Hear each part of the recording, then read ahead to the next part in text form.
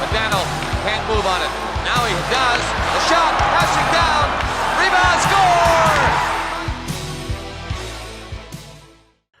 score! Hey, welcome to the Toe and the Crease podcast, where we talk about anything and everything to do with the NHL. I'm SJ. That's the co-host, WillyDubz. What's up, everyone? Hope everyone's had a great week. And what's been going on? So I've been on vacation, so I've been kind of trying to enjoy myself these past few days.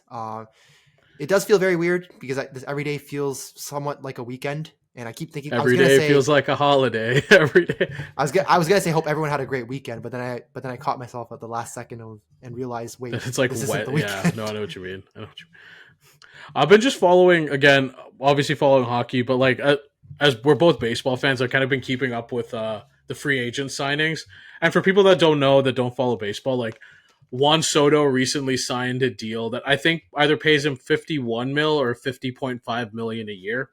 And for people that don't know, baseball is it's an uncapped sport. It does have a luxury tax, but if you want to blow through the luxury tax and pay whatever, you can, right? And it just made me wonder, if a team decided on an open market that Juan Soto is worth close to $51 million, like, I just wonder in an open market, what would guys in the NHL be worth on an open market? Like, think about a guy like Alexander Ovechkin, who on the Washington Capitals is basically the face of the franchise, has probably driven the value up from where they were in 2003 to where they are now. And if you look at Crosby, kind of the same thing. I do wonder always, like, what would McDavid get on like an open market when you look at their franchises, like they are the franchises right now, right? And it's always like an interesting thing. Now, don't get me wrong. I don't want to go back to the 90s where it was, you had franchises threatening to fold. All the big market teams were buying everybody. I don't want it to be like that, but it's just an interesting thought exercise. Do you know what I mean? Yeah, although I was thinking, obviously the NHL has a salary cap, so that's going to limit how much each player kind of gets, especially when like salary cap's around 90 million. But I just wonder, do the other sports just bring in so much more revenue that they can afford to just have no salary cap, or like they can just afford to pay players the way they pay them, basically? Because Juan Soto's getting 51 million, right? So what it is the NHL is one. If you look at the breakdowns of how revenue is calculated amongst the four major sports, the NHL is all. So most of the value or most of the money that most of the money is really in TV contracts nowadays. And if you look at like the NFL, most of their revenue comes from their TV contracts they've signed. Like their gate revenue, I think somebody said if no one attended the games in the NFL for any team for a year, they would still turn a profit, right? Because that's crazy. Yeah. Damn. And NBA has a really good TV contract too. Baseball's a little weird because they're all regional. Most of their TV contracts are regional. But yeah, your TV contract is where it's at. And if you look at the NHL, it's primarily a gate-driven product. So like a lot of their value comes from attendance, people coming to games. So that's probably why the cap is lower. Obviously, there's other factors, I think there's also market. I think the TV contracts are also regional for the NHL too, right? Because I think a lot Sportsnet. I know some of the Sportsnet games you can't see some of the games for some of their teams unless it's like playoffs, for example. No, for sure. But I mean, the TV revenue just isn't as high as the others. That's basically what it comes down to. So that's the key determining factor. Right. Okay, makes sense. But it's just interesting to think about, like, what are these guys really worth, right? That's all I was thinking about. It's just fascinating. And especially for, again, guys who have carried the torch for their franchise, like, what are they worth? And we were talking about recently, news came up about Rantanen asking for $14 million and people acting like it's a big deal. It's like, hey, if we were in an uncapped market, like, what would he get? You're talking about a top, 15 player in the league? Right? Like, it's just interesting to think about. But enough with the thought exercises. We got a lot of topics to cover. We're just to give you an idea of where this podcast is going. We're going to do a breakdown of different things going on in the hockey world. We're just going to talk about a couple of teams, whether we're concerned or not concerned with their slow starts. It's my turn to guess that player, and then at the end, we'll do our meme or caption of the week. Sounds good? Yep, I'm all in. Let's go. All right. So the first thing we want to talk about is probably one of the less talked about things that happened in the last couple of weeks is the David Jiricek trade. So for people that don't know, David Jiricek was traded from Columbus to Minnesota for Damon Hunt, who is I don't know what level prospect he is, but obviously he is a prospect. A 2025 first rounder, a 2026 third and fourth rounder, and a 2027 second rounder. According to from what WillyDubz has told me previously, the first rounder is top 5 protected, which the way Minnesota's playing honestly doesn't matter this year. So I guess my first question with this trade is: you're the prospect guy. I'm not as much. What's David Jiricek like as a prospect, or what was his prospect prognostication? I guess. So in prior to Juracek's draft year, he was seen more as a shutdown kind of defenseman. It's funny because a lot of times when we talk about prospect defensemen, nobody wants to take a shutdown defenseman in like the top 10 because that's not the kind of style that the NHL teams want their defensemen to kind of. You chase upside for sure, yeah. You chase upside, exactly. So there were questions about his offensive game, and I think since he's been drafted, since he's played a bit more with men, since he played at the World Juniors. And I think as his offensive game has evolved, it's funny because now he's seen as more of an offensive kind of defenseman. And there's actually some question marks about can he be good defensively at the NHL level? So one of the big highlights for if Jamie Drysdale can be on a roster, I don't think the bar is very high for can he be good defensively. That's fair. So one of the biggest draws to Jiricek is he has a crazy shot. And I think a lot of teams love a defenseman with a really good shot. It changes how you have to defend that team 100%. Like if you watch how hard it is, granted, McDavid Draisaitl, but like Bouchard's shot opens up a lot for them, especially on the power play. Makes sense. Yeah, exactly. One of the other things with Jiricek is there's been some question marks about his skating. And a lot of times the NHLers that don't succeed are the ones that have poor / below average skating. So Jiricek's skating is okay. But there are questions as to whether defenseman for the Flyers, Philippe Myers, was it? Yeah, Philip Myers, right? I think he was a guy who just didn't work because of his skating, right? Yeah, he was. I think was a 6'7", like big tall dude.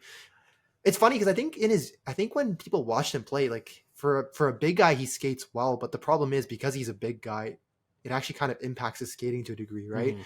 Although I don't think it's as bad for Jiricek because Jiricek's 6'3", Myers was like 6'7", so I think that's a whole different animal. Right. So I was going to say playmaker, average-ish, slightly below average skater, questions defensively. If you're the prospect guy, if you were given a player comparison, who would it be? So his draft comparable, I think, was Mort Seider. So he's a big guy, so he has some physicality. The problem is he does take himself out of plays quite a bit. So that's kind of been the issue in the NHL. I watched a couple of his clips. I think there was one where he just made a beeline for the puck and guy just passed it across the blue line. It was a 2-on-1 and it was quite a funny play. And I was like, there's no way a guy is a defenseman and plays like that. But I think he has a decent enough two-way game. He has a good shot. I think Seider has a decent shot as well. Maybe not on Jiricek's level, but it's something you have to respect. So for Jiricek, he seems like a good two-way, more offensive kind of defenseman. Question marks about his defensive game. Skating is average. His IQ does need to be sorted out. Teams have to hope that he can that his development doesn't basically stagnate, essentially. So on the first hand, when I saw this trade, my take was, okay, Columbus has Zach Werenski as their defenseman 1, power play 1, quarterback, and I love Zach Werenski. I think he's really good. He was never usurping Werenski.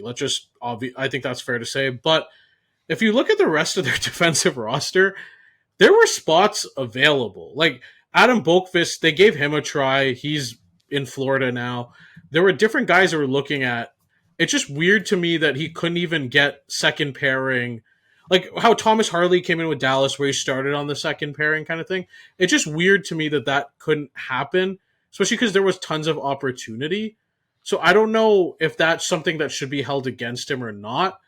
But I was going to say Columbus took a chance and claimed Dante Fabro, right? And Fabro was kind of a failed, I would quote unquote, a failed first round pick. And I find it weird that a team is willing to take a chance on a failed first round pick, but then trade the guy they drafted basically in the top 10 2 years ago, right? So I think there are some question marks, especially if a team is willing to go a different route from the guy that they willingly took in the draft. Mm-hmm. But to me, risks are contextual. I do like the risk for Minnesota, though, because their development system, honestly, look, I say this as a Stars fan, the development at the NHL level for Minnesota has been really good. Like, you look at a lot of their homegrown talents and some of their late round picks who have hit their potential. Look at that roster. Brodin, Spurgeon. Well, Faber was traded from LA, but his development's basically been there.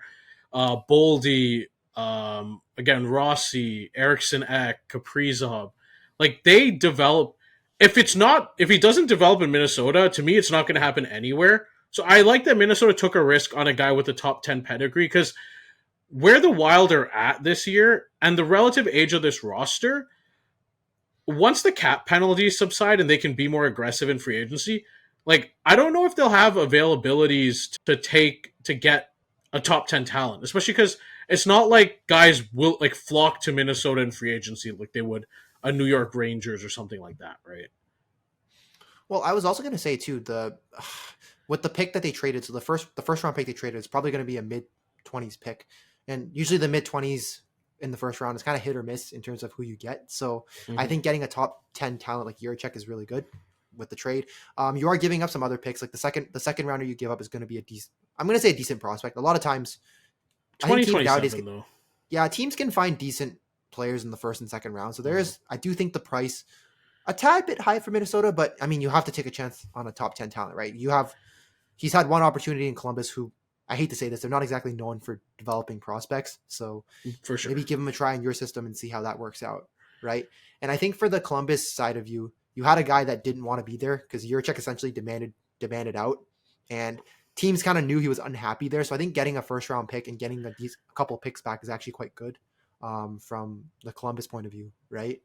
I always believe with GMs, they take the best offer available, unless it's a team in their division, which, again, like, basketball fan, the Spurs didn't want to trade Kawhi to the Lakers because they were rivals, so they shipped him to Toronto, right? Like, unless it's a situation like that, I generally assume they take the best deal available. So I'm assuming this was the best offer available that fit their needs. So I'm just, like, with Columbus, I'm fine with it. But again, with Minnesota, I do also think one thing, because they've started off really hot, right? Obviously, they're one of the best teams in the NHL to start this year. But the one thing that always holds me back from them is they don't have that sterling offensive defenseman that doubles as a power play quarterback. And if you look at all the contenders in the NHL, they all have one, right? You look at Hughes, Makar, Bouchard, like, just to name Adam Fox, right? All these teams that are on that contention level have that guy. And Minnesota badly needs that on the roster, because if you look at, especially on their power play one, the last 2 years, they've cycled through guys like Kalen Addison, Declan Chisholm. They tried Brock Faber. Now they're at Jared Spurgeon. And it's just been a revolving door of guys in that, like, defenseman, facilitator, power play one quarterback role. And I'm fine with them taking a risk to try to get that guy. Like, they drafted Zeev Buyam in the lottery this year. They're taking Jiricek. They're just taking more shots at getting it.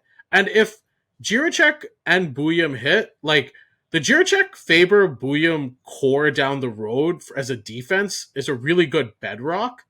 And worst case, you're just giving yourself more chances to get it. So I'm perfectly fine with it. Well, I was also going to say, too, Minnesota's defense is getting a bit on the older side. So Spurgeon and Brodin especially have dealt with so many, I guess, injuries in the past couple of years. So I do think that the D-core did need to get a bit younger. Like you said, they drafted Buyam in the lottery, so he's hopefully will develop into a good defenseman for them.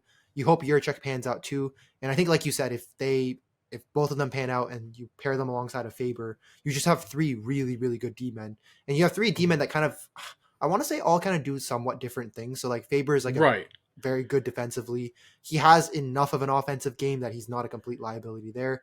Jiricek right now is more of an offensive defenseman. Minnesota desperately needs that, so that'll cover that. And then Buyam, I'm not too sure what he'll turn out to be, but seems like he's good on both sides of the game, so you might have more of a two-way guy. So I think you definitely have a D-core that kind of fills out all aspects that you need for the. And especially with Faber, because he's like, I know he's around that 0.5 point per game range, but, like, if you watch him play, he does tend to disappear offensively, and his shot just isn't. Again, you like a heavy shooter on the point more. And if you look at, like, for example, the Canucks, right? I feel like they took that next step once Hughes started shooting more.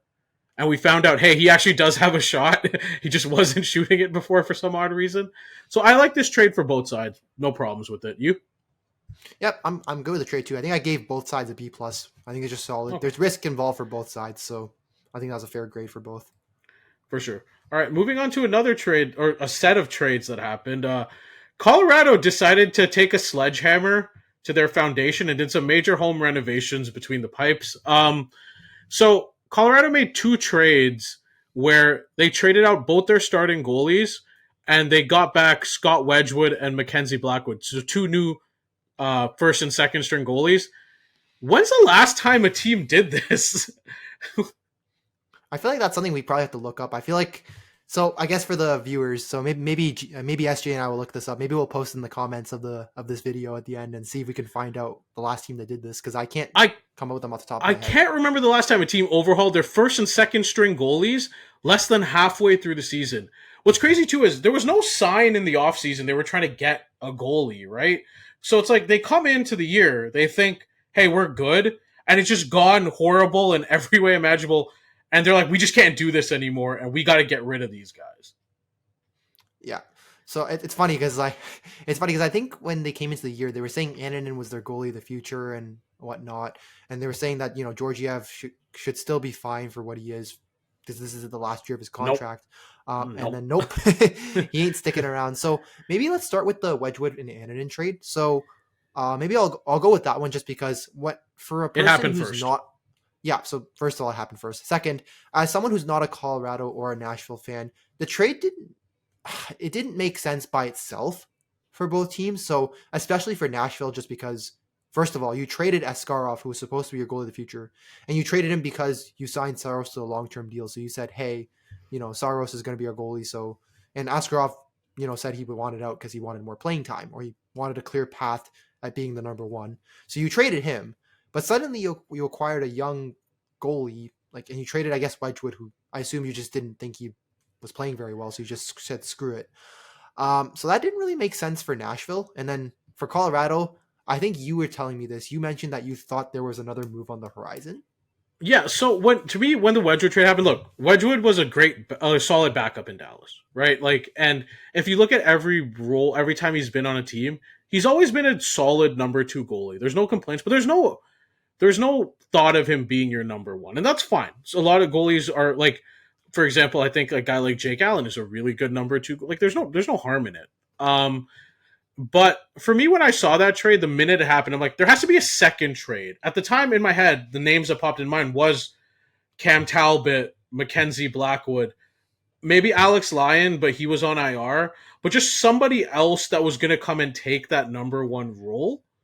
I think it's funny because I think when you were texting me, you were saying I surely this means that the Avalanche are getting Blackwood, right? I think you texted me something along those lines on Facebook Messenger, and funny enough, it did happen, right? So, well, to me it just made sense because again, every year if you're Colorado, you have a healthy McKinnon, Rantanen, and Makar.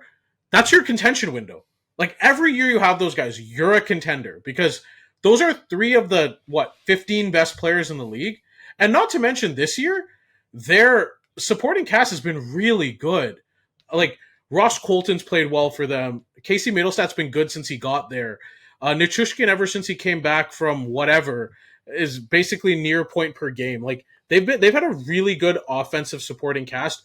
Don't get me wrong, defense hasn't been great this year. I think they're 22nd in expected goals against, 20th in high danger chances against, and especially in particularly in the non-Makar minutes, they haven't been great. But the goaltending has not helped. The goaltending, however bad their defense is, their goaltending's made everything so much worse.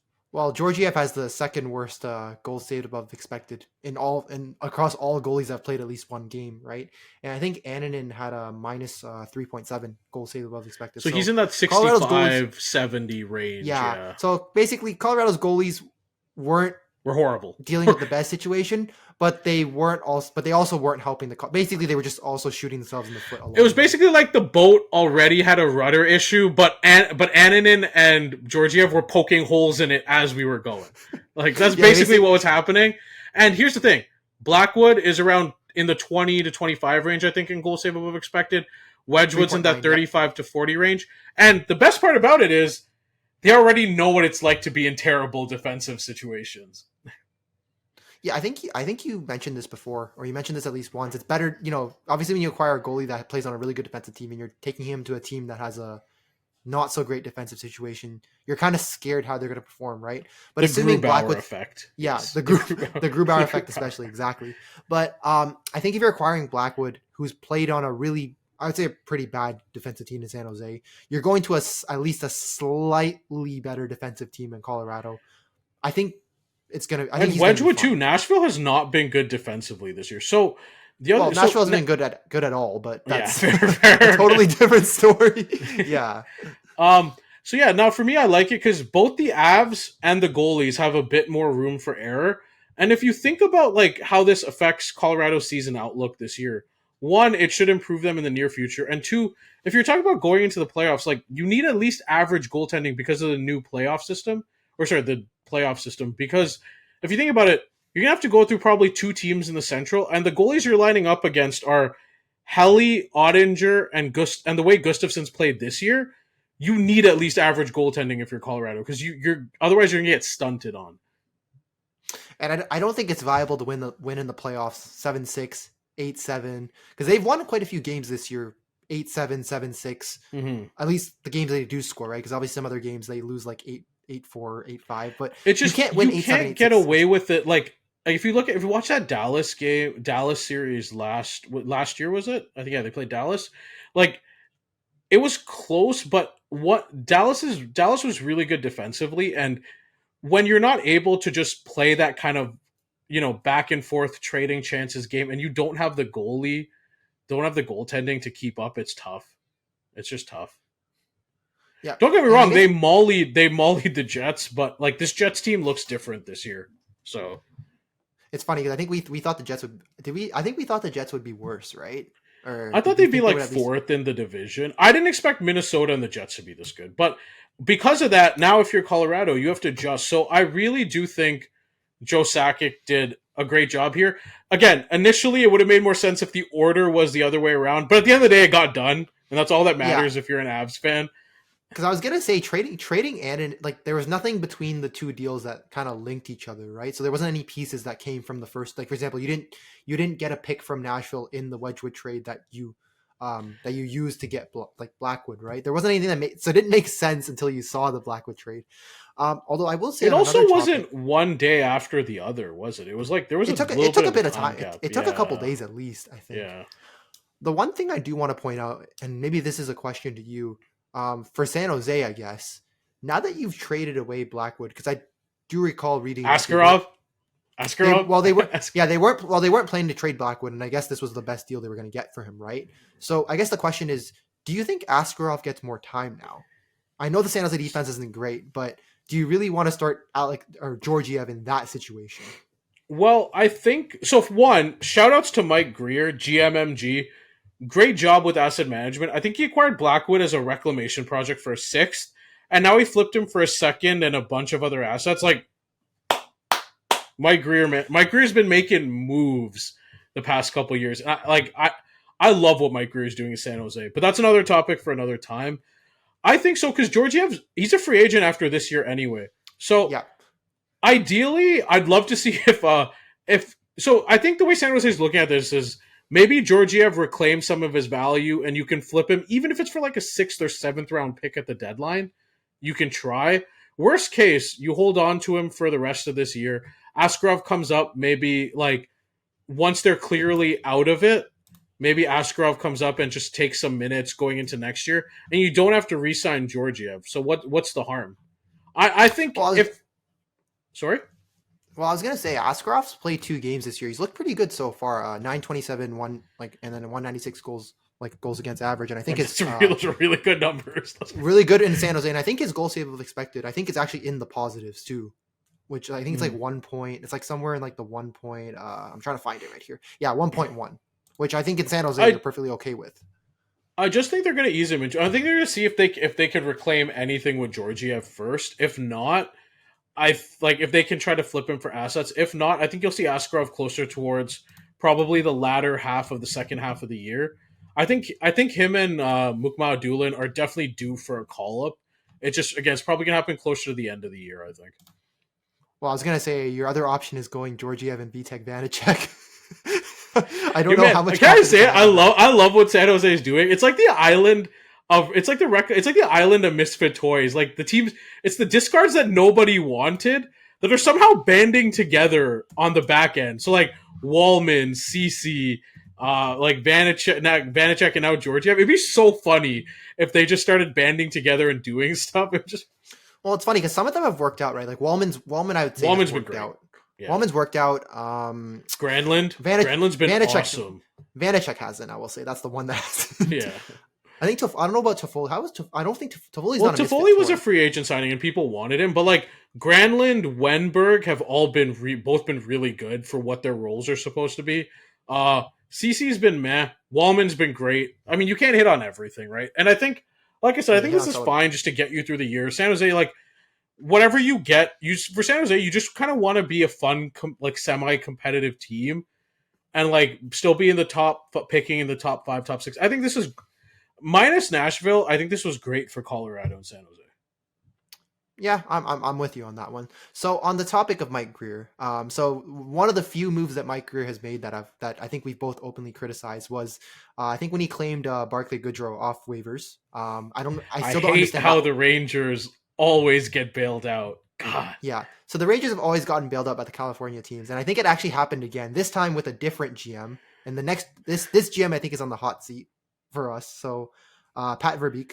So we're gonna talk about. I think you guys guessed which trade we're talking about. The Jacob Trouba trade now. Elbows up, elbows up. Man, my thing with the Jacob Trouba trade is so. Let's move the personal side because this was just business at the end of the day for me. Let's talk about the part leading up to it first. I think so. Trouba didn't have a no move clause. He only had a no trade clause, and during the last offseason when Drury tried to trade him to like left and right, Trouba exercised that. Fair enough, right? And now this year, Drury dodged it by basically telling him he was going to put him on waivers if he didn't accept a trade. Which, if you had a no move clause, they can't put you on waivers. So at the end of the day, like that part of it, take all the emotion out of it. You know, like wherever Trouba wanted to be, whatever. I don't care about that. To me, that's just business. Both sides exercised what they wanted. Like, both sides exercised what options they had, right? Now, can I say, man, the Rangers to me in the NHL feel like what the Lakers are in the NBA, just with less titles. Like, the Rangers always get bailed out by situations, and if you're a neutral hockey fan, it would drive you nuts. You think about, like, they're supposed to go into a rebuild, right? Panarin wants to come to New York and signs with them. Fox wants to come to New York, basically gets drafted and leaves the team, doesn't even want to sign with the team that drafted him, wants to come to New York. They, in the one lottery, which was completely random, basically, they get a first overall pick and a guy who's playing pretty well for them in Alexis Lafreniere. I was gonna say they also got a second overall pick, but they kind of fucked that one up. But yeah, and then you talk about the Gaudreau thing where Drury signs him to a bad contract, gets bailed out by Mike Greer, and now again where everyone thought the Rangers would have had to give up a pick or take on retained salary, they get bailed out by Pat Verbeek and got rid of the entire contract. How? Yeah. So for people who don't know the trade, the Ducks sent defenseman Urho Vakanainen. I'm gonna hope I didn't butcher that. And they also sent a conditional 4th round pick to the Rangers for Jacob Trouba. So Anaheim takes on all of Trouba's contract. I'm basically quoting this from an article, by the way, which carries an $8 million average annual value against the salary cap through, I think, into next year, I believe. So I'm so annoyed by this. Like, how? Like, forget what the pick is. The fact they had to give up anything to take on Trouba is crazy. I don't even understand. I think the icing on the cake is the Rangers are the ones actually getting a pick too. Yeah, I don't understand it. Chuck Fletcher had to pay a team a second and another pick, I think, to take Shane Gostisbehere. Yzerman paid a second to get rid of Jake Wallman. Both were less than $5 million, and both are better than Jacob Trouba is now. Like, it's crazy to me how this happened. I don't understand. Like, so why? And also, if you're the Ducks, like, what's the incentive of giving up assets to make this trade? You're not a contender. it's not like Trouba's, magically gonna be in this team's long-term outlook. Like, I just don't understand. What, you want to put him and Gudis together and form the elbows up line? Like, what's the point? So I think what I read, this is funny because I always hate these kind of moves. I think like Trouba's leadership was one of the reasons why they acquired him, which I hate that for. I'm just gonna say that because that's what I read. So don't shoot me as the messenger. Okay, But here's my hot take. Leadership should only Leadership really only matters if you're a productive player. So, because the leadership argument doesn't make sense here. So, the Rangers just thought Jacob Trouba wasn't a good enough leader and they got rid of him, but suddenly the Ducks think he'll be a great leader.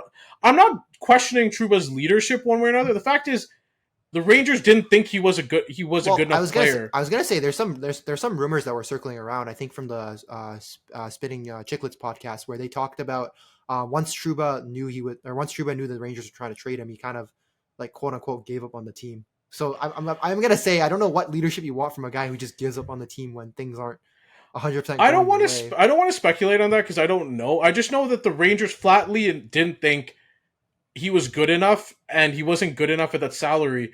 And with his age and contract, what are the Ducks doing? Like, what is Jacob Trouba helping you do? And the argument, again, if the argument's leadership, you can sign guys in free agency for like veterans that have been around for a couple $1 million and just be done with it if you want that. Well, I think to paint in perspective how bad Trouba's been. So he's been a negative across the board, like analytically this year, right? So on the ice, 47.5 expected goals percentage. He has just 6 assists in 24 games, so he's not even producing any sort of points. He's a -3. And the funny thing, the icing on he's a penalty machine. Well, the cherry on top is you want him on the ice for his physicality, right? His hits per 60 is actually down by quite a bit this year too. So it went from 7.81 last year hits per 60 minutes to 4.87. So all jokes aside to Anaheim, you're not even getting like prime hitting Jacob Trouba. You're getting like also, the discount version. Also, if you watch his games, sometimes there's such like sometimes he goes for the physical play, and there's such gaffes where he'll go for the physical play, and it's like a 2-on-1, right? Like.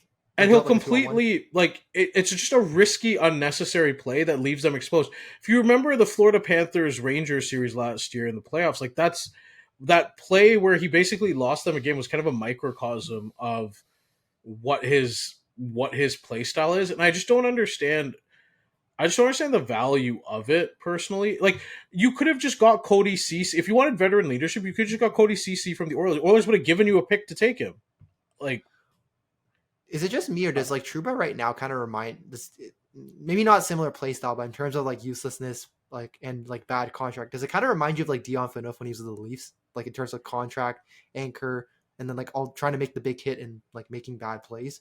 Kinda, yeah. Like I just don't understand if you're the Ducks what the reason was for making this move, and especially bailing out the Rangers and not getting, at least if you're going to take it on, get more back.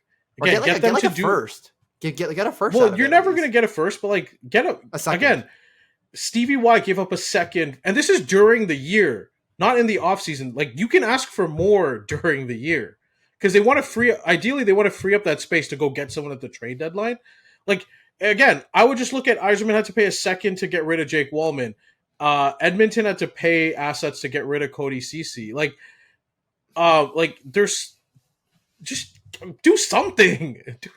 Well, I was gonna say when you mentioned the cap space, so after the Trouba trade, the Rangers freed up about like 8.6 million in terms of cap space, like annual cap space. But they also freed it up to the point where they have about 27 million to work with at the deadline, assuming they don't like make any roster moves. So that's just kind of crazy. This Rangers team, and watch, they're gonna sign somebody that's gonna want to play New York and probably gonna sign an extension there, and it'll solve especially like. They need to solve their defensive problems, which we'll talk about in a bit. But they're gonna sign somebody and it's gonna work, and somehow they'll be fine. And it's just like, well, they also freed up some money for next year, right? Because the $8 million that Trouba like was gonna take up, out of that $8 million, I think about $6 million of that is gonna help cover Shesterkin's new extension, right? So not only did you bail them out, but you let them keep like one of the best, essentially just keep one of the best like goalies in the league, right? And by the way, you didn't get a pick back in return. It's crazy. So All I right. guess before we end off the Sorry. trade talks, so before we end it off, so I think one last thing I did read about this was Anaheim did try to include Cam Fowler in the trade, just to kind of get rid of him. But the Rangers were like, nah, we want the cap space, we good. What? But what's Cam Fowler's like solid? No. See, I think that's part of the problem too. I feel like this trade would have been So even worse if they threw in Cam Fowler in this. so that makes me think they just want maximum deadline flexibility. Realistically. Well, at least from the Rangers side, yeah, the Rangers. Yeah. said But no to like Cam that's Fowler. interesting. Actually, I didn't know that because Fowler. I like Fowler. Like Fowler needs. The problem is Fowler has a contract into next year. I think that's part Mm, of it too, right? They want to okay. they have to sign it Lafreniere too. I think Lafreniere's extension kicks in next year. I think Okay. Will Cooley's an RFA and he's played really well, so I think he needs. So an it's just extension. it's maximizing flexibility basically. Yeah, exactly. Yeah. All right, fair enough. Let's just move on to this topic because it still annoys me. The last piece of news that we want to talk about is this isn't our first coach firing, but it's definitely one of the more surprising ones. Luke Richardson was fired from as head coach of the Chicago Blackhawks. This one's kind of interesting because if you would ask me this at first, it would have made no sense to me because at the end of the day, like don't get me wrong, the Blackhawks added guys like they added Bertuzzi, Donato, Teravainen, they added Alec Martinez, but they were still projected to finish near the bottom of the league. However, if you watch the Blackhawks, I'm going to say, I don't know if you agree with this, is my hot take, this was 100% the right move. Well, I mean, I think I've looked at some of their stats, right? I think I don't know. I saw a couple of like the analytical stats for their defensemen. I think like, and so I think one graphic. I don't know if I can find it. If I do find it, I'll. Is show it the it one on where screen. Alec Martinez is just all in the negative? Yes, it's all the negatives, and I'm like, there's no shot he's that bad. Like, because I remember when Alec Martinez played for Vegas, he was like Vegas, LA. He was a pretty solid Good. defenseman, right? And I He's think now it's like just the post red, injury's red, been rough. red. Yeah. Yeah. Well, So, to me, the problem with them is when I watch Chicago under Richardson's a defensive. His system's more on the defensive side, but offensively, they just play a very uninspired dump and chase style, and it just wasn't translating offensively at all. I think they were they're third last in goals for, 28th in shots for. They're near the bottom of the league in all possession stats. So again, I don't like looking at one of those in a vacuum, but when I see all of that together, it's just telling me that this dump and chase style just isn't working for this team. And the main focal point of this team offensively should be offense because the main guy you're focusing on is Connor Bedard. And then later on, Kevin Korchinski and Lev Shunov, who I think profile as more offensive players as well. yeah. And to me, it's like if you're going to run this system and focus on the more defensive side, you're doing a disservice to the guys you need to worry about, right? So I kind of understand from that standpoint. And the other thing, too, is to me, this is always a sign of coaches getting fired when your lines are all over the place. And Richardson's lines were a blender. Like, week to week, I did not know who was playing with who. And it just felt like he was throwing darts at a board at a certain point. And we saw it with Dave Hackstall in Seattle. We've seen some with some other coaches. When your lines are all over the place, it's never a good sign. Well, I think the other moment I thought maybe Richardson would get fired was there was a point where he scratched Taylor Hall. And I knew there was like, Hall being surprised. Why that is he Taylor scratched Hall her. always at the center of weird things with coaches? Exactly. Remember when he squirted that bottle and it hit Dallas Eakins in the face? Man, Hall's always involved in the weird shit. But I think with that, I think he said he was surprised at being scratched, right? And I think that was like the first for me, that was like the first indication where things were going wrong with Richardson. And I think the second one was I thought the timing of the firing was a bit odd because I thought it could have happened a bit sooner, actually. So hear me out. So there's two things that I was kind of like thinking about with this one. The first one was obviously when Jim Montgomery got fired, I was wondering, which team would be the team that would just go out and get him. And I know there was some arguments like, maybe Chicago should have gone out and maybe gotten him. First off, I don't think Montgomery would have wanted to go to Chicago. I hate to say this. I don't know if I want to go to that situation myself. Second, Montgomery's more of like a defensive coach, right? So yeah, I think you can speak more to this because you watched him when he I coached also the know, Stars. I think a lot of his recovery was done in St. Louis. So I think I just don't think that was an option. But to me, it's like, if you look at, here's my thing, right? If you look at coaches on rebuilding teams, I think when you're rebuilding, I think you have to look at it from an offensive standpoint because you look at coaches that are coming up with rebuilding teams that have had success. I'd argue, look at Andre Turigny in Arizona or Utah now, and you look at Warsofsky in San Jose. like they run a more offensive coaching style, and again, it helps foster the development of the guys on the roster. Like look at Walter Igny's been there. Look at the development of Hayton. Look at the development of Cooley, Keller. Look at Sergachev this year, where he's been playing really well. Look at Dylan Gunther the last 2 years. And then when you look at Warsofsky in San Jose, look at Eklund this year. Look at the night and day difference, right? Look at, obviously, Celebrini, but look at Will Smith. Like, all these guys have been playing really well. So I'm okay with this move if it leads to an more offensive coaching style and just consistent lines. Like, they signed Tyler Bertuzzi and Teuvo Teravainen in the offseason. Guess how many minutes Teravainen's played with Bertuzzi and Bedard? Like, so Teravainen, Bedard, Bertuzzi. Guess how often they played together this year? Like 15 minutes, maybe at most. Less than one. That's crazy. Damn. Okay, so they haven't even and tried here's the that thing. combo.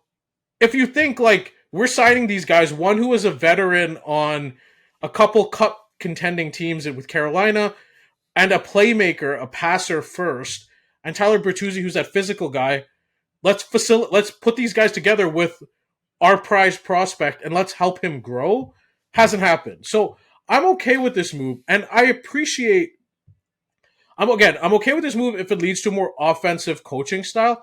I don't know what Anders Sorensen is like, but yeah, that's the problem. We don't know what his coaching style is like. So. But I'm hoping that's what it leads to, either maybe in the offseason when they find a permanent replacement, or if Sorensen actually becomes the guy. I also respect that Kyle Davidson doesn't believe in sunk cost fallacy, because so many guys or so many people will be like, well, I hired this guy only a year ago. He was my hire. Let's just see where this goes. Let's give him X amount of years. He realized it wasn't working.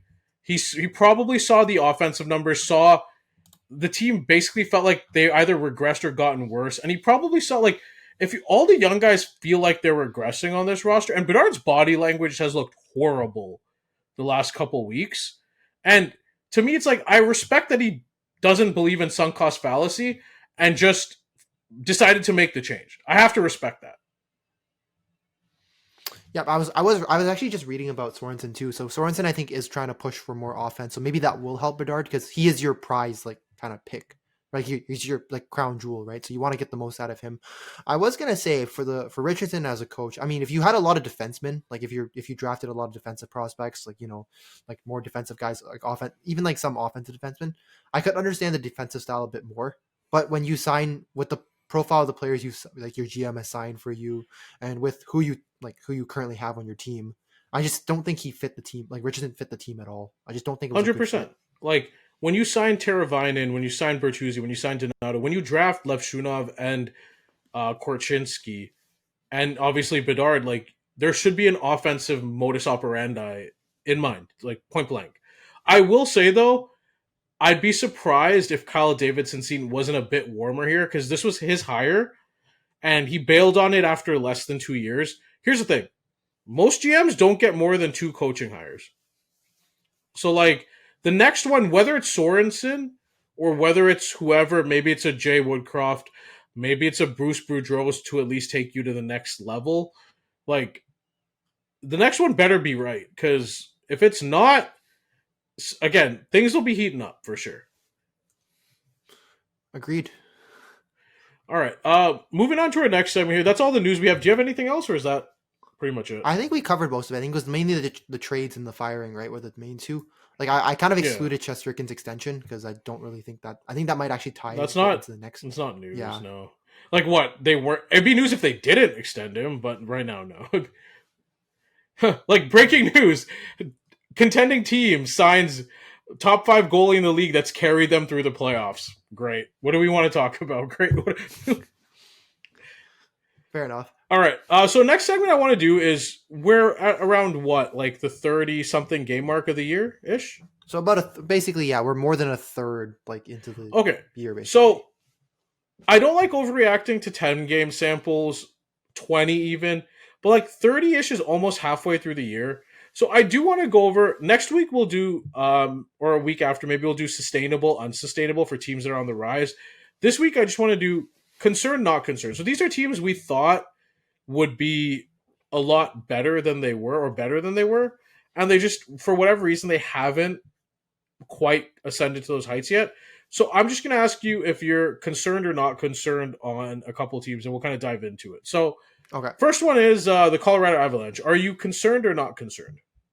So I'm gonna say after the moves they made, I'm gonna say I'm not concerned, and I think there's a few things that has to do with it. So first off, I think the Avalanche did have quite a bit of injury problems at the start of the year. So Lehkonen got hurt, Nichushkin was still in I think stage 2 of the player assistance program, and I think Drouin then got hurt, so they had to move Colton up, and then Colton played really well in the first line.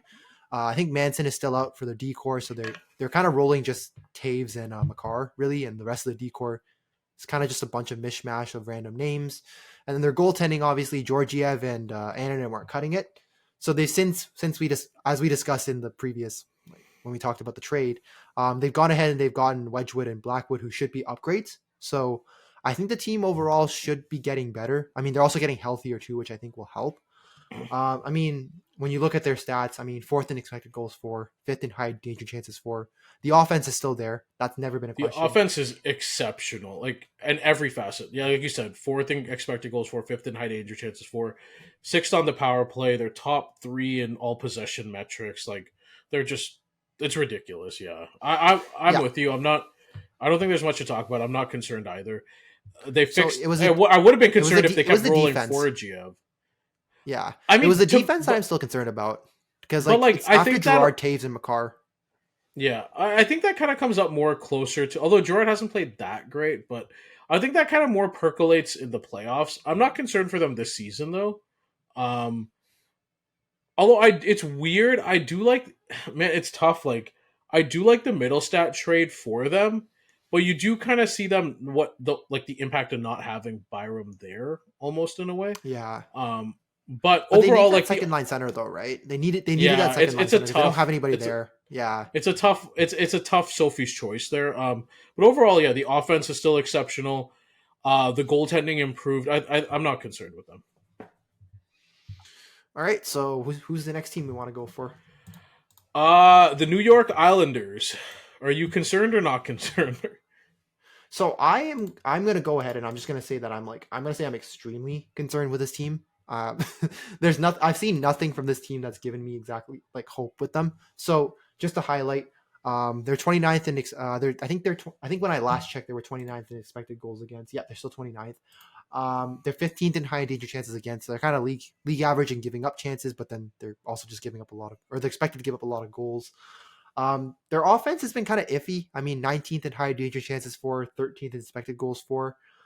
They've had some injuries. So Barzal got hurt like really early into the year, but even before that, he was only at 0.5 points per game, so he wasn't playing that great. But man, the offensive creativity with Barzal out is frightening, and it's weird because Barzal's not McDavid. Like he's good, he's near point per game, but the offense shouldn't be struggling as much as they are. And also, the other concerning part to me is. So Noah Dobson, who's last year, I was going to bring up next, yeah. So while Lane Lambert was there, Noah Dobson felt like a force on defense, like arguably one of the most well-rounded defensemen, and a really good play. He had really good playmaking tools that he was showcasing, but he's been struggling offensively under Patrick Waugh. It started towards the last month of last year, and it's carried over to this year, and that's a real issue for a team where. He's their only offensive playmaker on defense, and with Barzal out, he is their primary catalyst, right? So if he's struggling and Barzal's out, like where's this team generating offense from? No one on this team is above 0.85 points per game. Well, Dobson's at like 0.5, right? Which is even worse because he's your best defense. Well, he is basically their best defenseman. I don't know if this is a Patrick Waugh issue or if this is because he looked fine under Lambert, right? So. Yeah, I don't know. And the problem is there's no one on defense that can help adjust that. Like, Pelech, Pulock, and Mayfield aren't offensive defensemen, right? So it's like, what can they really do if he's struggling? Like, where's that extra scoring coming from on the defensive end? And it's not coming from the offensive end right now either. Like, so I don't know what they do. I don't know how they spark plug it because it's an aging roster. With not a lot of prospects. They're also missing Duclair too, right? They're missing Duclair, right. Who's also like part of their first line. So they're missing 2/3 of their first line, which is already kind of a kick to the gut. And it's an aging roster with not a lot of prospect talent, right? So it's like you look at the team like Anders Lee's 34, Palmieri's 33, and those are two of their best players right now, right? Brock Nelson's 33, Pajot's 32. I think even their decor, Mayfield, Pellick, and Pulak are all sorry, Mayfield, Pellich, and Pulak, say that three times fast, are all 30 or older.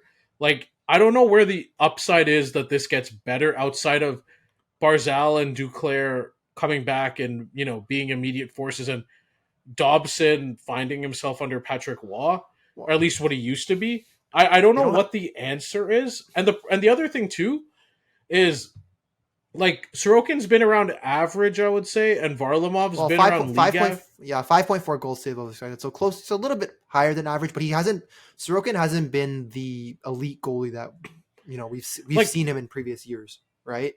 100%. Like 2 years ago, that was the best duo, arguably, in the NHL. And, like, in a regular year where the rest of the team was struggling, you could count on those two to steal you some games. And right now, they're not there. They're not bad, but they're not great like they were. And when you combine that with everything else going on the team, it's really tough.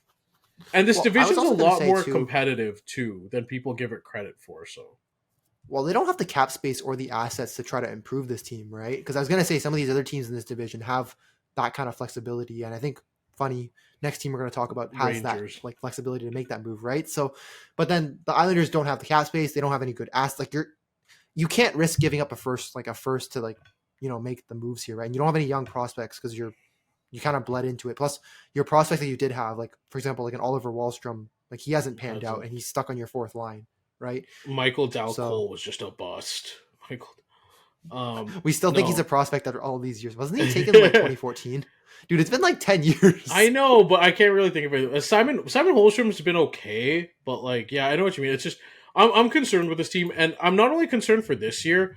I'm concerned as to what their long term trajectory is, and like, if you watch some of the games too, it is like they've lost games they should not be losing. They lost a game giving up 10 shots. Do you know how hard that is to do? That's crazy. Like, they've had Like, numerous games where they've lost, like, games like that where teams have come back on them.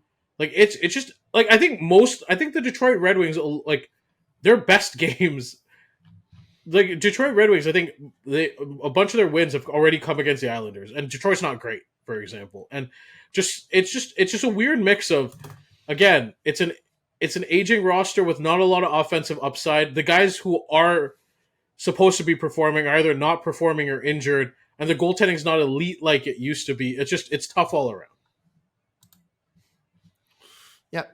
So I guess let's move on to the Rangers then. Yeah, another team in the heart of New York, the Rangers. Are you concerned or not concerned? I'm gonna say not concerned. There are some things that they should be at least a little bit worried about, but I think because this is just the New York Rangers, they're gonna find some way to BS their way out of this. So I'm gonna go with not concerned just because of that. So the first thing I want to highlight is that.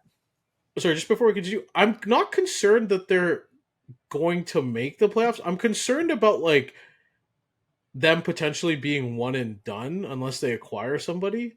Does that make sense? Well, that's the thing, right? They have about 27 million in cap space if they make no moves prior to the deadline, right? So I think they'll be able to make moves to like kind of supplement the team. The main problem with the Rangers is their key guys just haven't been, apart from Panarin, their key guys have been struggling. So Zibanejad's the biggest one.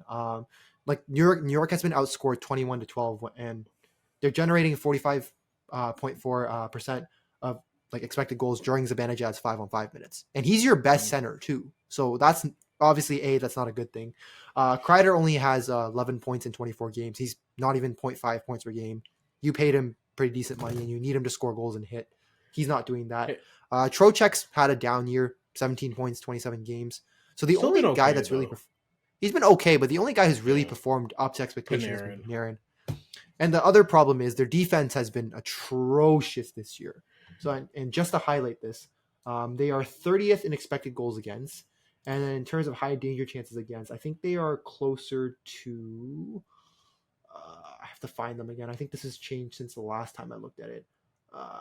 They're like closer to middle of the league for that. So, and because of that, Shesterkin hasn't played that great this year. So that's kind of magnified the issue. I think, to me, the problem with this team is it feels like their chickens are coming home to roost from last year. So you mentioned, like, you look at last year, right? They were one of the best teams in the league by points, but we talked about it. There were 16th in expected goals for, 18th in expected goals against, 22nd in high danger chances for, 23rd in high danger chances against, right? So why were they so good despite all that? They were carried by their stars, right? They were carried by the strength of Panarin, Fox, and Shesterkin. So last year, I think whatever line Panarin was on, whether it was with Trocheck and Lafreniere or Kreider and Ziba, was great. Whatever pairing Fox was on last year, whether he was with Miller and Gustafsson, was great. He was average with Lindgren, but overall really good. And Shesterkin the second half of the year was a machine, right? So they're basically carried by like their three studs at three different levels.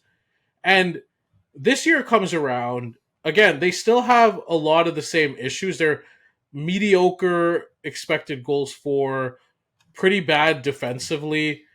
And the problem is, again, those guys just aren't playing like the stars can't carry them again, basically is what the issue is. Like, for example, if you look at their defense, Fox and Miller is their best pairing, but they can't play together because they don't have enough right-handed defensemen that are good on the roster. So like even though Miller is a natural left-handed defenseman, they have to play him as their second right-handed defenseman and hamstring their defense because they don't have that other guy, right? So that's one issue. It's just they don't have the talent there defensively. The Panarin, Trocheck, Lafreniere line is just carrying this team offensively right now. And because of that, it's like if again, the star system works if the other guys can also be okay as well. And right now they're just not, right? And I don't know what they do. I was also gonna say it doesn't help when your stars when the rest of your stars like Zibanejad and like I also consider Zibanejad up there. Like when Zibanejad is struggling and then your support cast like Kreider is like struggling too, right? It doesn't work when there's too many pieces that are kind of like pulling you down. It's like even if those guys are carrying you, if the other guys are performing worse, that's how I probably should phrase that, sorry. If your stars are still playing like your stars, but your supplementary guys are worse than the year before, that creates more issues. Shesterkin, I'm not worried about. He usually heats up in the second half, and even now I think amongst goalies that have played at least 5 games, he's 12th in a goal save above expected, and that's down for him, which shows you how high the standards are. Like I'm fine with the goaltending. They do need to acquire a right-handed defenseman at the deadline badly, and I think the Trouba. Well, one, trading Jacob Trouba's addition by subtraction on its own, but two, I think the move is for a right-handed defenseman to help, again, to make sure Fox and Miller can pair together. But I do think overall, Shesterkin and the star power will carry them to the playoffs. I just really have concerns once together because it just can't be the plan all the time. Like, I love Panarin, I love Fox, but the only team that works for is like McDavid and Draisaitl, where basically 2 guys can just carry you. And I love Panarin and Fox, but they're not those guys.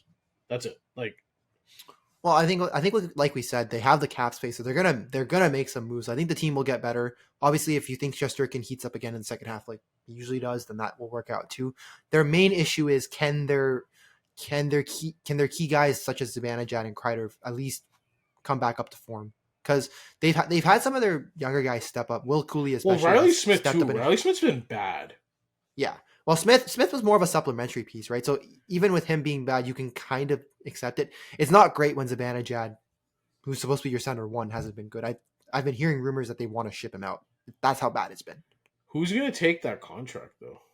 That's the part of the problem. It's like first of all, who wants to take that contract? Although I guess maybe look at one of the California teams. Wink, wink. I mean, that might happen, but at that point, I don't know who you bring back in to like help the team though. So I think they're gonna have to just hold on to him and hope that he comes back to form. Yeah, no, it's rough. Again, it's not rough from them not making the playoffs, but where we thought they were, which was like no worse than second in the Metro, it definitely doesn't look like that. For sure. All right, so I think that wraps up concerned / not concerned, right? So yeah, I mean, I was gonna put the Preds on here, but to me they're just no, they're dead. Like, I think you talked about this. We're dead on arrival. I think it's below concerned and 6 feet under at this point, so there's no point. All right, so our next segment here. Did you read that comment where Andrew Brunette was like, "If I basically like at some point, if I could, I could probably scratch everyone." Yeah, I saw that. I was like, "Yo, like this is like." I was like, "What is going on?" This is like DEFCON 1, right? That's like I feel like this is DEFCON 1. I remember we thought I thought like, okay, they signed all these older guys. We know what the statistics are between on older guys signing long-term deals, but I thought they at least had a window of 2-3 years. It hasn't even made 30 games. And even Andrew Bennett's like, fuck you all, yeah. What's crazy is Andrew Burnett made the playoffs with a worse roster.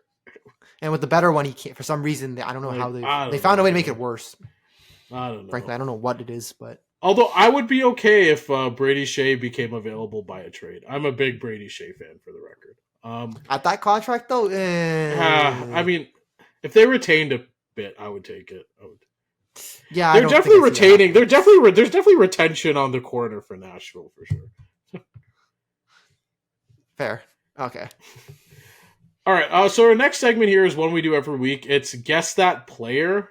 So for people that don't know, basically haven't tuned in, what we do is each week we alternate between who can guess the player. So we pull up a hockey reference page, and we do a 3-point scoring system. So 3 if you get it right on the first guess, 2 if you get it right after the first hint, and then 1 point if you get it right after the second hint, 0 if you don't get anything right. And we're keeping tally throughout the year.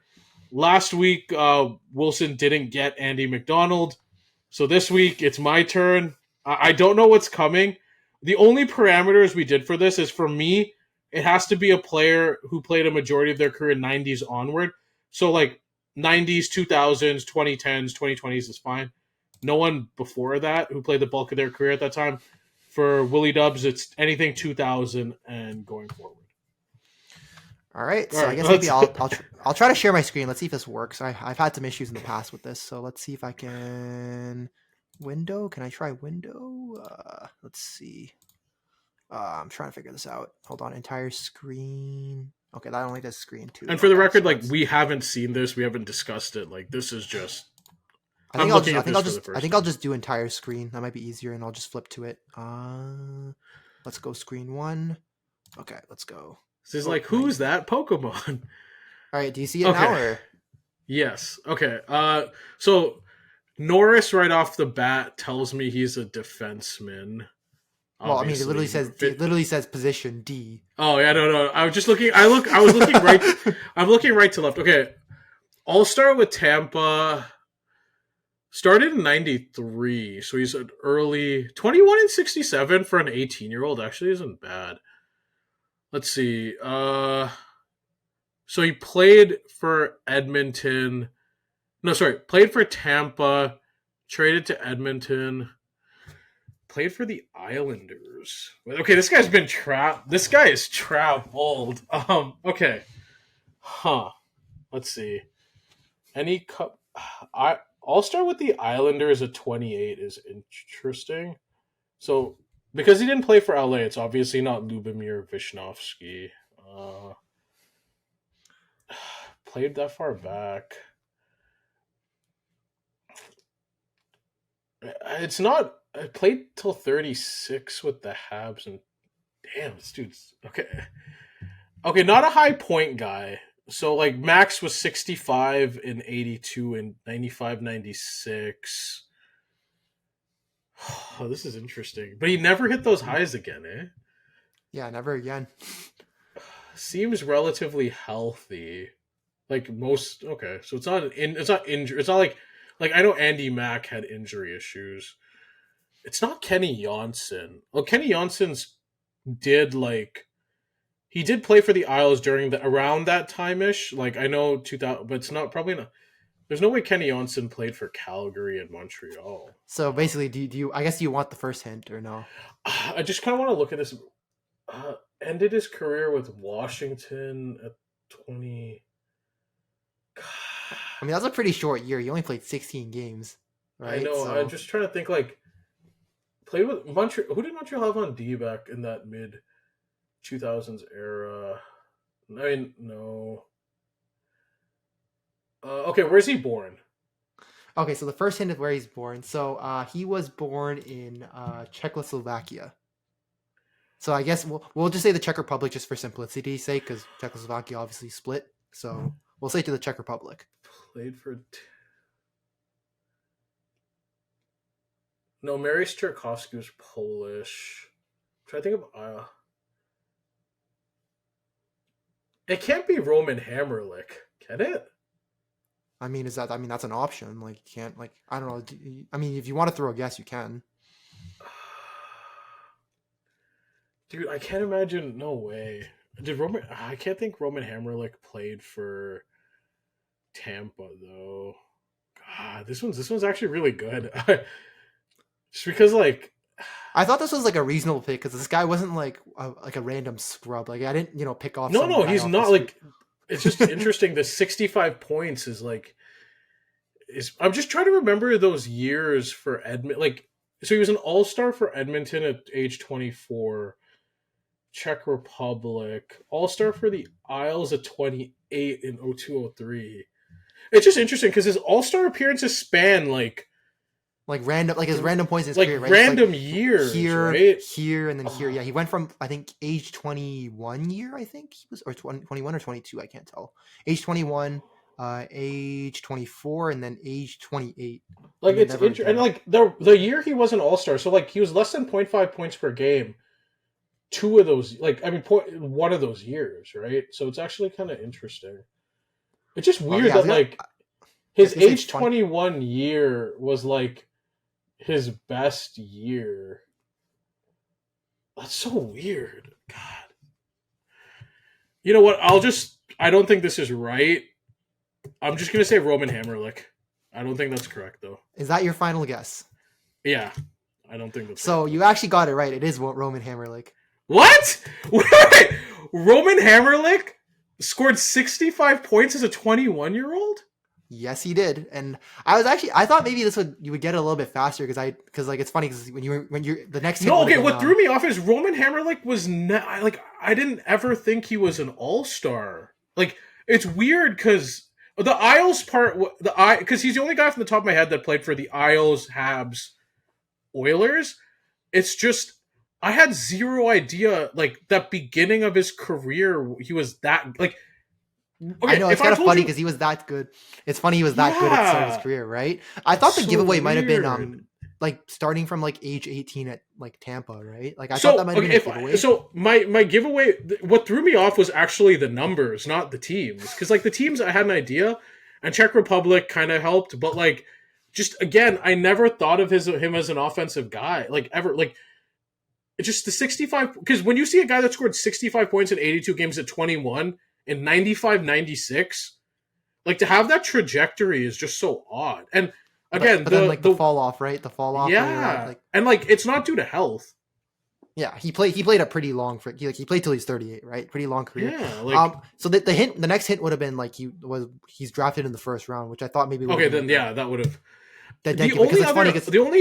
The only two others I was thinking of Kenny Jonsson, but Kenny Jonsson didn't play for Tampa, and Wisnowski didn't play for Tampa either, but he did play for the Isles. That was kind of my first, and like, but yeah, no, okay, that's interesting. Well, I'll take it. I'm up 2-0. I'll take it. It's funny because okay, so I didn't know this until I was looking at because I was just looking for players and I was looking for some players in the 2000s and the 90s and I was going through some of the draft years and I looked at this year and the 92 year and I was like, there's no shot Roman Hammerlick was the first overall pick because he was the first overall. He was the first overall pick in the 92 draft by Tampa. Okay, wait, give me the top 5 of that draft. So number 1, Roman Hammerlick. Number 2, Alexei Yashin. Number 3, this one's gonna make you laugh. Try to guess who it is. I'll just throw a random guess. San Jose.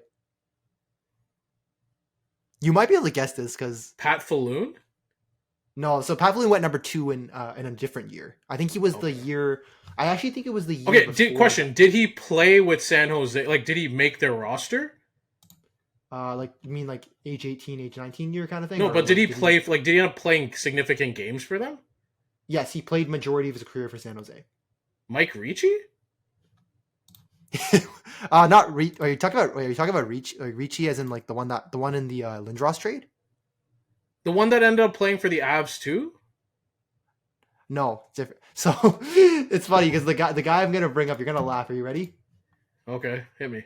Mike Rathje was the 3rd overall pick in that draft. What is going on in this draft? What? Oh yeah, number 4 was Todd Warner. And then number 5 was Darius Kasparaitis. And then number 6 Todd was Corey Warner, Stillman. Leafs legend, I believe.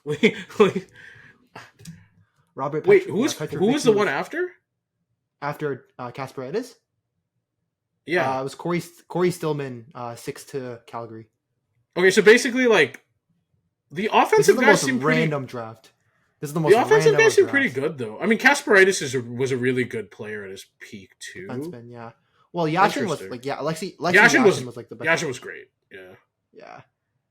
Number 7 was Interesting. Ryan Sittler, who never played a single game in the NHL. Was he funny. related to Daryl Sittler though? That's a good question. Drafted by the Flyers, funny enough, because I know Sittler actually played for the Flyers for a bit, I think, if I remember correctly, but no clue on that. I'm trying to think who else was in this draft that was good. I'm kind of going down.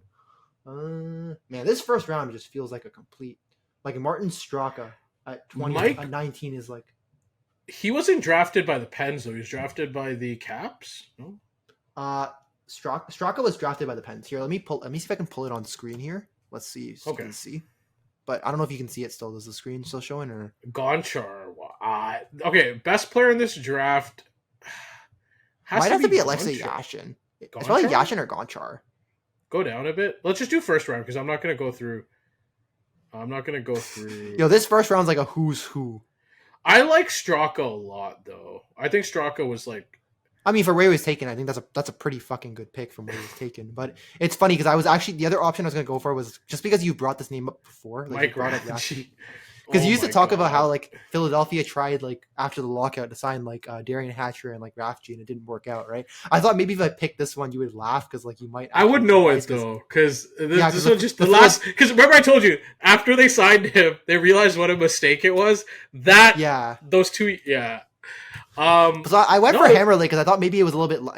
It was a little bit obvious, but it was also like not super obvious. No, I mean, I think that was. I think it was like. I think it's like that Andy Mack tier where there's some things that stand out about them, but like yeah. it's still kind of not easy.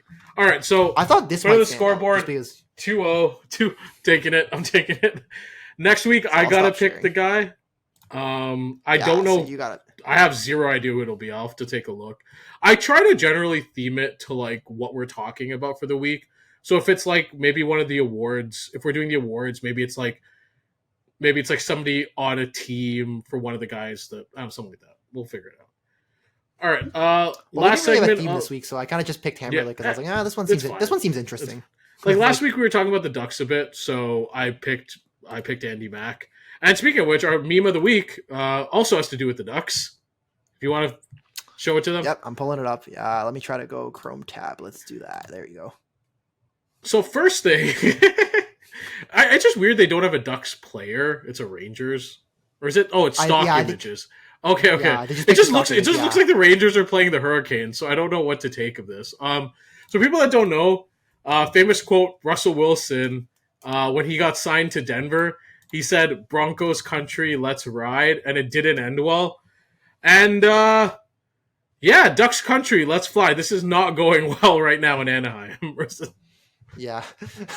I was gonna say, so first of all, I found this one off NHL memes on Reddit. So shout outs to Kaniak Goji, this user. Don't know who they are. Don't know if this is their meme or if this is one they found off the internet. But I just thought this was kind of funny because it was like, since we're talking about the Trouba trade this week, I thought it was kind of funny to go with this one.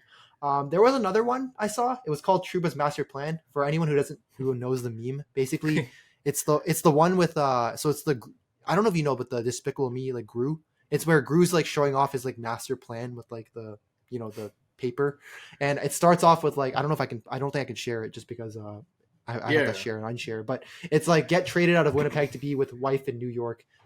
Vito traded Detroit to be with wife in New York. Get traded to Anaheim. And then the last one's just him staring with dread at the get traded to Anaheim. Well, the other one was the Apu, the Simpsons one, where it's like Jacob Trouba basically defending Columbus from themselves. But no, Ducks country, like what more needs to be said? This is basically what Anaheim is. It's like they're trying to fly, but they're not migrating south. They're just getting destroyed. It's turned from duck migration to duck hunt, basically, is what's happening. It is literally like, yeah. can we Duck Hunt. like I was thinking let's Duck Hunt talk about it, video right? What the heck is actually going on in Anaheim on so many levels? Like, any Ducks fan can talk about this in the comments. what's the identity of the team? Let's start with that. Does anybody know? Honestly, I couldn't tell you. I'm actually going to the Ducks Reddit right now because I just want to check out what their Reddit's like. Like, if somebody can tell me what the identity of the team is, I've watched their games because I have Dostal and Gibson and Ola and Zellweger in fantasy. I don't know what the identity of this team is when I'm watching them. Like, the passing on the team too is terrible outside from a few guys like Terry, Carlson, and Zellweger. And Carlson just came back recently. But I just watched the team. I don't know. I can't tell you what this team's trying to do. Like, are they a rush chance team? Are they about cycling the puck in the offensive end? Do they create offense off a strong forecheck? Are they trying to play a shutdown defensive style? Like, what are they trying to do? And the answer is none. Like, you don't know. It's literally, it's like if you gave a kid Play-Doh and you asked him to construct something and they just left it as a blob. That's it. That's what the Ducks are this year. Like, I don't know. And Well, it's crazy I'm on the because Ducks subreddit right now because it's kind of funny because like the Ducks subreddit just kind of makes me laugh. It's like one of the comments I saw is I for one am starting to question Pat Verbeek's plan here. Another post is like Fire Cronin. I've seen at least like 3 or 4 Fire Cronin like picks, and then the other one, and then there's another one where it's like they have the post about the goalies like the top and bottom goalies in terms of goal save above expected. Just because and it's both Ducks goalies, right? It's like I think it's Dostal at the top, and then like Dostal. I think the other one. Who's the other one at the bottom? I don't remember. But Gibson. Gibson's near. Like, Gibson's in the top 10. Although today he took a beating from Minnesota, I think. But no, not Minnesota. I forget who they're. Who are the Ducks playing today? Off the top of my head, I can't remember. But whoever they're playing today, I think they gave up 5 goals today. But anyways, like Ottawa. At some point, there has to be a conversation. And I hate to say this because some of their guys are really young, but at some point, there has to be a conversation about whether any of these guys are good enough to be the core of a winning team. And or whether this is just another failed, like, it's a failed rebuild that has to get reset like Buffalo, right? Like, outside of Troy Terry, no one on this team is above 0.6 points per game. No one else. And, like, Troy Terry's 27. Troy Terry's a good player, but Troy Terry's not your franchise player. Right? And it's like, you look at all these guys, like, I'll give Carlson a pass because he was load managed his first year. He's been hurt a bit this year. But, like, everybody's regressed minus Zellweger for the most part. Minchikov looked like Zegras especially. Like, Zegras especially, in my opinion. Because I think, remember, he looked really good, like, his first... Was it his first year or was it his second year he looked really good? And ever since then, he's been less than 0.5 points per game. But, like, McTavish has showed bursts last year. He's been non-existent this year. Zegras hasn't been there this year. Gautier's like working through it. Again, rookie, give him a pass. Minchikov's looked worse somehow with less sheltered minutes than he did last year.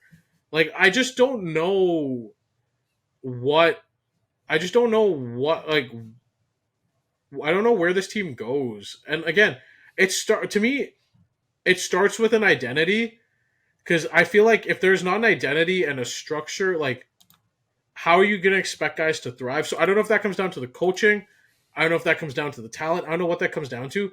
But yeah, right now, like, the Ducks are trying to fly, but again, it's duck hunt season. They're getting gunned down. This is the team where, like, I'd be okay just firing the coach and the GM at once. Just get them both out.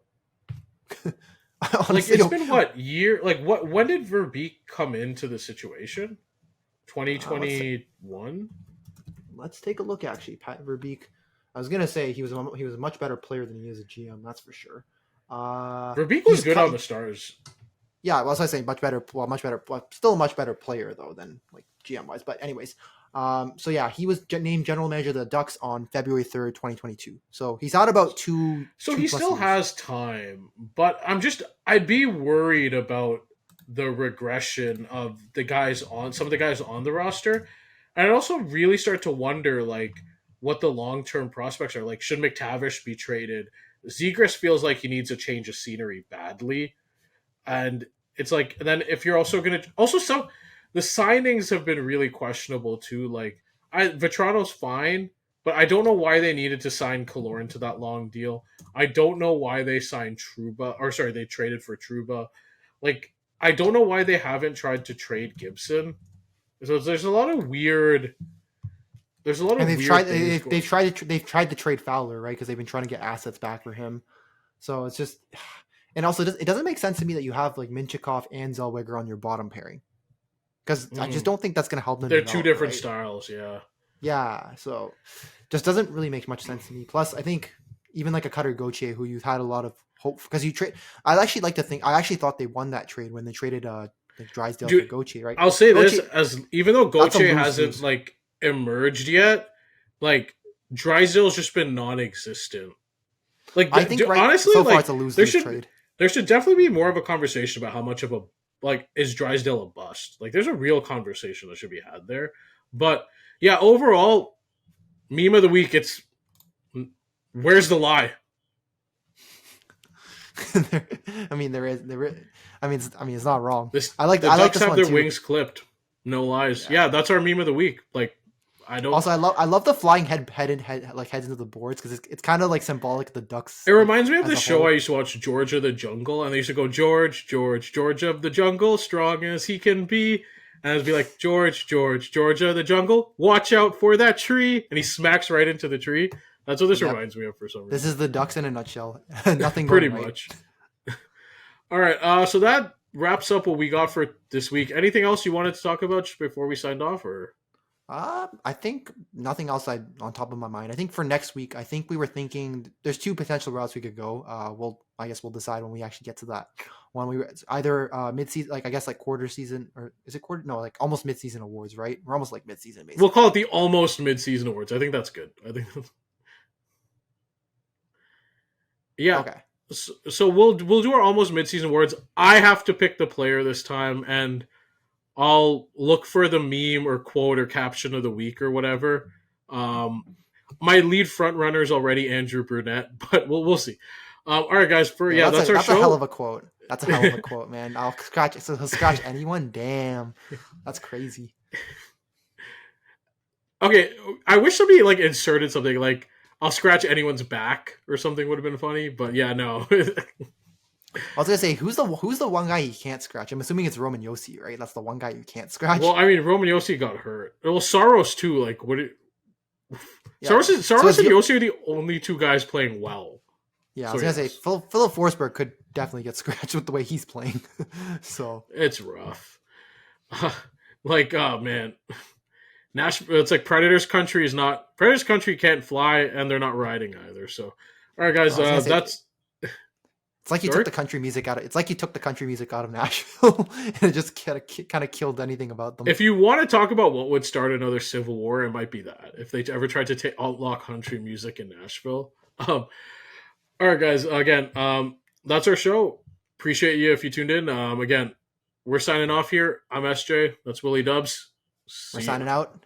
We'll see you guys later. Peace.